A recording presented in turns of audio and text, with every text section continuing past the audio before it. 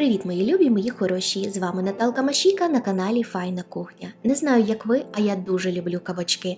Як я їх тільки не готувала. Сьогодні хочу поділитися одним із своїх найулюбленіших рецептів. Це кабачковий рулет. Абсолютно без борошна, дуже ніжний та соковитий. Готується з простих інгредієнтів. Зацікавило? Починаємо!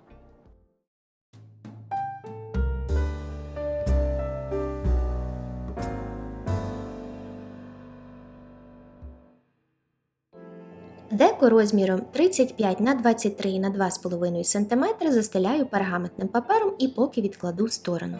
Для цієї страви мені знадобляться 2 маленьких цукіні або можна взяти один середній. Нарізати тонко кружальцями або використати мандоліну, трошки посолити, перемішати і залишити при кімнатній температурі на 10-15 хвилин. А тим часом нарізати інші овочі. Мені знадобиться один середнього розміру помідор, наріжу його кубиками. Замість помідору можна взяти 2-3 столові ложки томатної сальси або томатного соусу, або, на крайній випадок, можна взяти 1 чайну ложку з гіркою томатної пасти. Також використаю половинку солодкого перцю, теж наріжу його кубиками.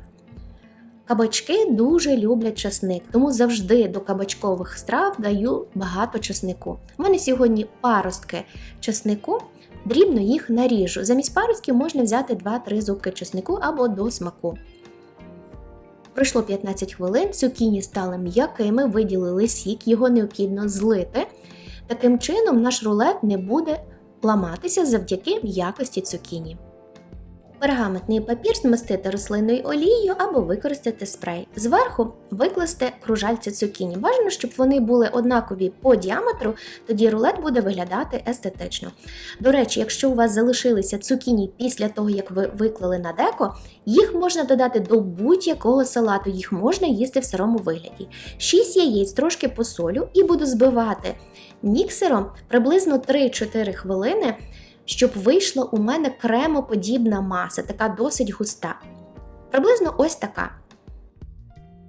Яєчну масу виливаю зверху на цукіні і буду випікати при температурі 180 градусів по Цельсію або 355 по Фаренгейту 15 хвилин. А тим часом 180 грамів твердого сиру натираю на грубій терці. Можна взяти будь-який. На розігріту пательню кладу 450 грамів яловичого фаршу і розбиваю лопаткою на такі маленькі шматочки. Ніякого смальцю, жиру, олії не додаю. Тушкую, поки він змінить свій колір, а далі додаю часник, томати та перець. Трошки посолю, додам меленого чорного перцю, солодкої паприки, за бажанням пластівці чилі. Все перемішаю і буду тушкувати приблизно 10 хвилин до тих пір, поки у мене готується в духовці мій рулет. Пройшло 15 хвилин, я вийняла рулет з духової шафи, обережно перекладаю його на робочу поверхню. Зверху посипаю тертим сиром, розподіляю його рівномірно по всій поверхні та кладу гарячий фарш. Теж розподіляю його обережно. І за допомогою пергаментного паперу скручую рулет. Він, як ви бачите, не прилип і все з ним нормально. Знову кладу його на деко і відправлю в духову шафу випікатися 15 хвилин при температурі 180 градусів по Цельсію або 355 по Фаренгейту. Пройшло 15 хвилин. Рулет готовий. Як ви бачите, все легко, просто і дуже швидко. Такий рулет чудово нарізається. І його можна їсти як в гарячому, так і холодному виді. Я, наприклад, давала чоловіку на роботу холодним. Чудово, смачно, ситно і корисно. Сподіваюсь, що відео вам сподобалось.